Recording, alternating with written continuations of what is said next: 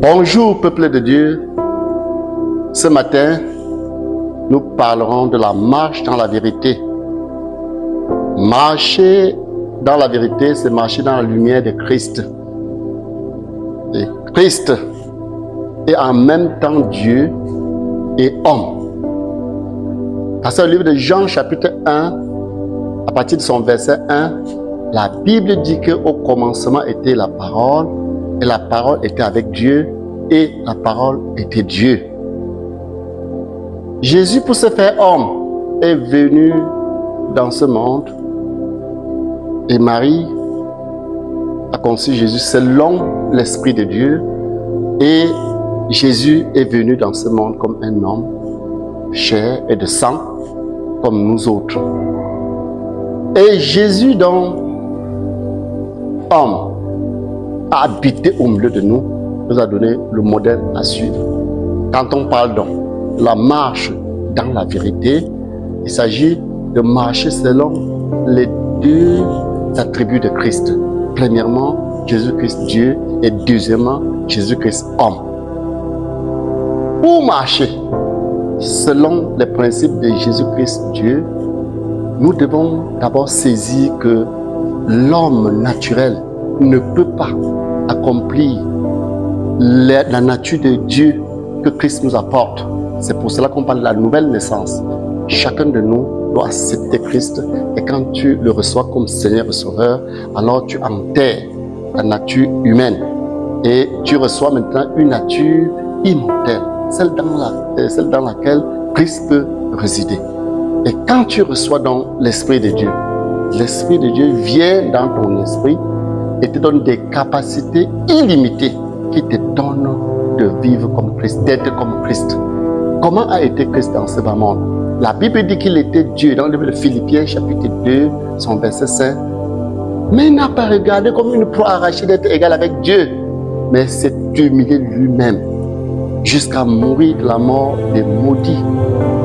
Aussi, Dieu l'a souverainement élevé et lui a donné un nom qui soit au-dessus de tout homme. Si dans la maison de Dieu, si acceptant Christ pour avoir sa nature divine, nous voulons être glorifiés, nous voulons être vraiment à l'image de Christ, nous voulons rayonner, nous avons besoin d'avoir des attributs qui étaient des attributs de Christ.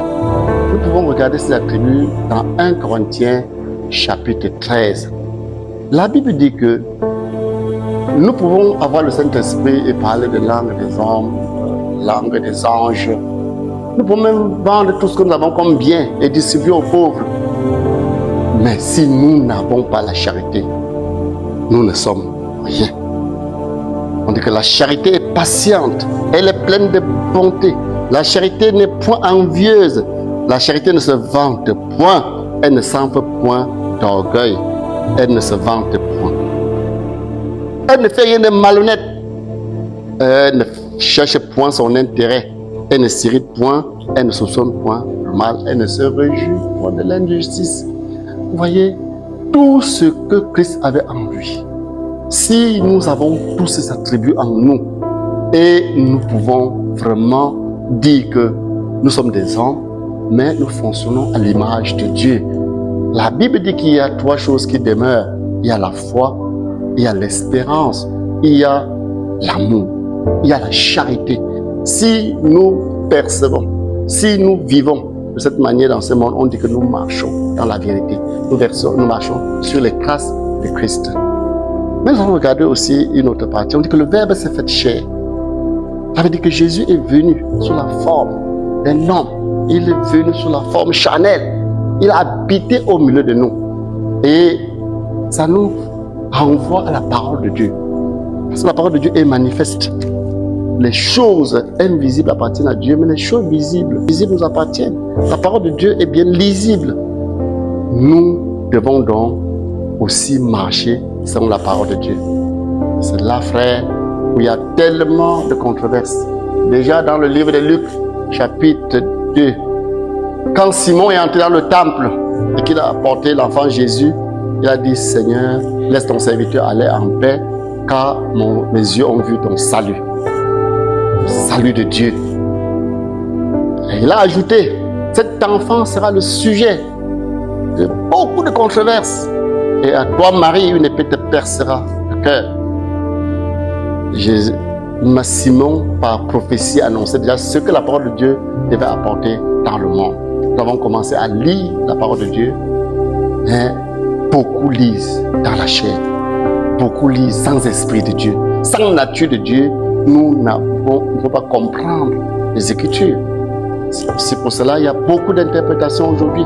La parole de Dieu qui devait nous aider à former une église indivisible, l'église corps de Christ. Nous voyons aujourd'hui dans des églises qui prétendent avoir l'Esprit de Dieu, qu'il y a seulement dans le Cameroun au moins 500 dénominations. Les gens se divisent pour n'importe quoi. Chaque verset divise les hommes. Or, Christ est venu faire bâtir une église.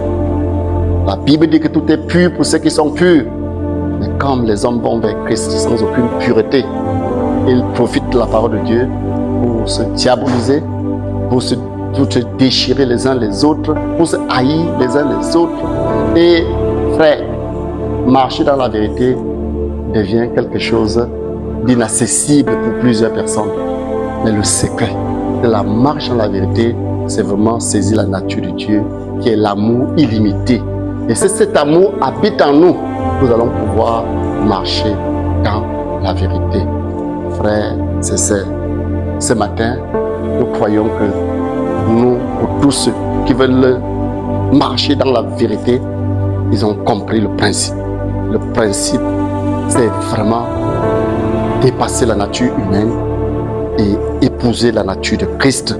Déjà même, dans le livre de 2 Corinthiens chapitre 11, verset 2, la Bible dit que Dieu nous a fiancés à un seul époux, Christ.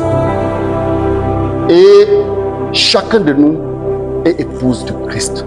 Et si Christ est notre époux, nous devons vraiment faire tout ce qui lui plaît. Nous devons épouser sa nature. Ce n'est qu'en le faisant que nous pouvons vraiment bénéficier de sa parole, être éclairés par sa parole, afin que jour après jour, l'Église aille vers sa destinée. Frères et sœurs, soyez bénis, que Dieu nous bénisse.